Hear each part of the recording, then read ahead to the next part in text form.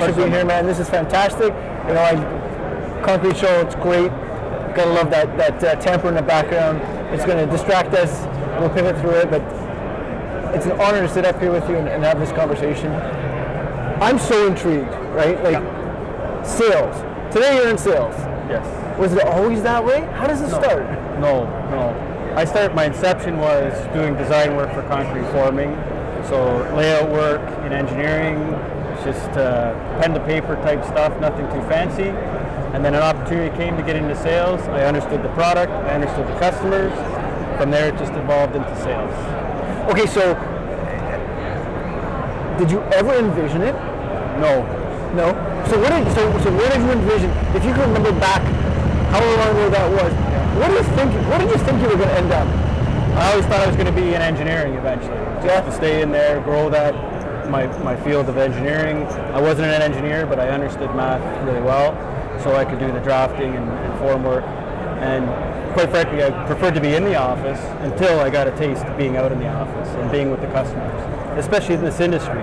The people in this industry are really good, so they know if you're green, they'll work with you and develop you along. Your customers are probably your biggest asset for knowledge. And that's what happened with me. A couple of the guys took me under their wing, explained the things that I was doing, showed me how to do it differently, and from there I just evolved, just enjoyed sales, enjoyed being out with the customers and building things. That's what it all boils down to, is the construction. Tell me more. Like, is there a story in your mind that you can, when you talk about being green and having somebody say, hey Craig, I got you. Is there something that sort of resonates in your mind that sort of sticks with you the rest of your life to say, that was a pivotal turning point for me? Yes, absolutely. I did my first shoring job. I wasn't even supposed to be involved, and I didn't do the design work, but we had a sales rep come from a competitor, and he quit the day before we started shipping the material. And it was a big job in London, Ontario, one of the biggest ones around at the time. And when we shipped the product, the customer called me and said, this is all wrong. Your design is wrong, everything's wrong. And the design wasn't mine, but I said, okay, I'll come down there. And the next day, they took me out of the wing, they took me into the trailer, showed me the drawing, said, this is why it's not going to work. And then we went out into the field and they showed me what they were talking about. And that's when I really started to understand how things worked in the industry. And those guys, from there on out, always were my customer. Always took me under their wing, and I learned from them, and that's how I got to where I am today. So in that scenario, what's the big lesson learned, the takeaway that you could share with others about that scenario? Is to understand what you're doing before it actually gets done. What do you mean by that? Because if you just forward things on, like we got a drawing from an engineer from a different field, so we accepted that was good, and we just passed it on to the client, ordered the material based on that, and I didn't understand what the design looked like or how it would actually impact the job and the critical path. So I just kind of said, yeah, here you go, this is good. An engineer gave it to me, it's got to be right. So now I know I have to look at the engineered drawings, I have to look at the structural drawings, and I have to communicate with the contractor before we get into all the heavy details. Is this right? Is this wrong? And before I even get into the customer, sometimes I can troubleshoot that myself. So it's a holistic approach of checking everything, right? And being sort of embodied in the whole project. 100%. That's super cool. Yeah, that's super cool. So what is it that sort of kept you in that sales capacity then? Just knowing that even though I was not really an outgoing person at the time, that the customers would accept you and they would deal with you and help you along in my career, my process. So that's what kept me in sales. And then I started getting more and more relationships with the customers in the area I was in. And I just stayed in it. It was good for me. It was fun. I enjoyed being in the construction industry and building some projects. Yeah, it's pretty amazing because I hear a bunch of different things. Again, it goes back down to the people, but you know, my brain, there's a sticky side of my brain that says sales is tough because sales is like you're selling a widget, and what you're describing is much more than that. Oh, yeah. You don't even. There's never been a point where like I must sell X. It was never. It doesn't sound like it's ever been about that. No, it's never been about that. No, it's about customer satisfaction. And building these big projects. The great thing about Brand Safeway is we get into projects that are very small and we get into projects that are very large. Like big projects, hospitals, buildings in downtown Toronto, like where all the action is. So to go down there and see that you contributed to the construction of these projects is pretty amazing. Right. And that's the whole thing about is it touches you where you're like, I was a part of that. Yeah. Right? That's exactly it. So is there like, I'm sure there's so many. Is there? I guess the question is twofold. The first question is there a flagstone project that sticks out in your mind? Like, that was super cool. I was really proud to be a part of that one. There's a couple, and actually the one I was describing that got me into the sales was pretty cool. It's in downtown London. It's the Market, downtown London, and I'm from that area. So my wife and I go to the hockey games across the street. Oh, that's cool. So every time I go to a hockey game, I can see it and I go, hey, I built that. Yeah. But there's a connection there. There's a connection there. That's awesome. And there's another one, it's kind of a strange story, but my daughter was a baby and we did a water treatment or a sewage treatment plant in St. Thomas, and I had to deliver something to the site one day, so I had her in the back of the truck, like in the back seat of the truck. And every time she's like, what's that smell? Because it's sewage treatment. Of course. So every time we go by that sewage treatment plant, he goes, I remember when you took me there. and you know, thank you for sharing that, because there it is. There's the experiences, right? It's like, we're never going to remember how many projects we did, and this, but you're going to remember the experience. There's that uniqueness of, there's a sewage plant, but what did it do? It brought back, you know, right? She's this big, she's in the back, and she's saying, what does that smell? Well, that's the project. That's right. Because construction is not all rainbows, butterflies, and unicorns. It doesn't happen that way. That's right. Right? Yep. There's challenges along the way. So, you know, pivoting there, is there another project, maybe the same projects, where there was like a challenge that hit you like this, that sort of sticks in your mind, like, well, that was a tough one, and you didn't know at the time that you're going to get through it, and you did? Oh, there's lots of those. Is there one top of mind? Specific one? Probably the biggest one I can remember where the challenge was in Niagara Falls at a water treatment plant. Sure. Yeah, and you know, the contractor was not ready for a job of that size. He came to us with looking for solutions, and we got the solutions for him, and he still had trouble executing the job. So those types of jobs, you have to be there on a regular basis to make sure that the flow of the customer's work is going as it should be. Meets the schedule, things are good. You're basically project managing for your customer, and that was my biggest job that I had to deal with. Any hardships or any hurdles to get over. So hang on, that sounds twofold, right? It sounds like you had the big job, right? Okay. So then something happened. Yeah. So then it was like, here's the solution. That's right. So it didn't end there. No. It was like, then you sound like you had to come really in and manage it and execute that solution. That's right.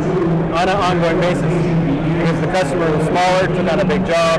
Which you had anticipated by the sound of it. No, you had anticipated, like, here's the design, execute. That's right. Typically we can do that with the bigger customers. The smaller ones, if you don't understand their capacities, sometimes you have to be a little bit more involved as a project manager statement. Okay, so somebody who's coming into the industry now and maybe wants to take on a role similar to what you do, what do you say to them in those scenarios? Like, how do you stay connected to people along the way? Just simply by being there, by getting involved when you have to. Like, don't shy away from any problems. If there's some challenges that you have to deal with them. Don't put them off. Because any challenge you have today, you better deal with it. Because if you don't deal with it now, it's going to get worse. Oh, I love that. It doesn't go. You can't sweep it under the rug. It's still going to be there. No, it's never gone. It's always there. Right? It's always there. So it's kind of, that sounds like what you were talking about. You're face to face. Like, you're having human-to-human interaction. You're in the trenches. You know, when stuff's going sideways, as every construction project has those moments, you're right there with them. That's right. You have to be. You have to be partners 100% of the time. You can't take a day off. You can't say, no, this isn't my problem, this is your problem. It's always our problem. And it's our solution. And we're going to get through it. And that's basically the attitude you have to have. You have to be willing to roll up the sleeves and do the work. Well, and thank you for sharing that, because, you know, that really fosters an environment. You're using, like, inclusive words. Hey, we're in it together. I'm here for you. Yeah. You're never... Sometimes we check out, right? You know, sell the widget, move on, sell the next one. It doesn't work that way. No, not in this industry. So, has this always been who you are? Have you evolved to this human being over time? How has Illuma helped influence who you are as a human today? Well, it's always evolving. I don't think I've ever stayed the same person since day one. And like I said, with Illuma Systems and Brand Safeway, the bigger projects, now you have to grow more. You have to understand a little bit more of everything, the critical path, the products, the competition, and the people you're dealing with. Now you're dealing with some bigger stuff, you know, bigger challenges. So that's how it's helped me evolve to this point. So what excites you most about working at Illuma Brand with like the whole, holistically? So there's two things: the jobs, the magnitude of jobs. Oh, like okay. it's, like I said, downtown Toronto, you go down there, it's awesome. Like you just can't replace it anywhere else. It's the best city in the world, doing the best projects. And the second thing is the collaboration. Brand Safeway has so many different companies. We're starting to bring them all together now and collaborate with all the different disciplines within the organization, which I think is awesome. Like now we're meeting people not only externally at our customers, we're dealing with the internal personnel as well, which is fantastic. Such a great group of people here. It's awesome to see. Tell me a bit more about that collaboration. What do you mean by the collaboration? So we're forming a shoring, and we also have access scaffold, motorized, all those other different disciplines, which kind of used to operate in their own lanes before. So we wouldn't share as much information, only because day to day we're always busy, right? Like we've always got something going on. But now we're getting together on a regular basis. We're talking about projects, we're talking about challenges. We're networking together to find common solutions and common grounds, and go in on these big projects together and say, you know what? Here's my partner in access scaffold. He's going to give you the solution here. We're going to give you the forming shoring here. We're going to work at this together, and we're going to make sure that the customer experience is one person. That's awesome. Like, that's a holistic approach. Yeah. Right.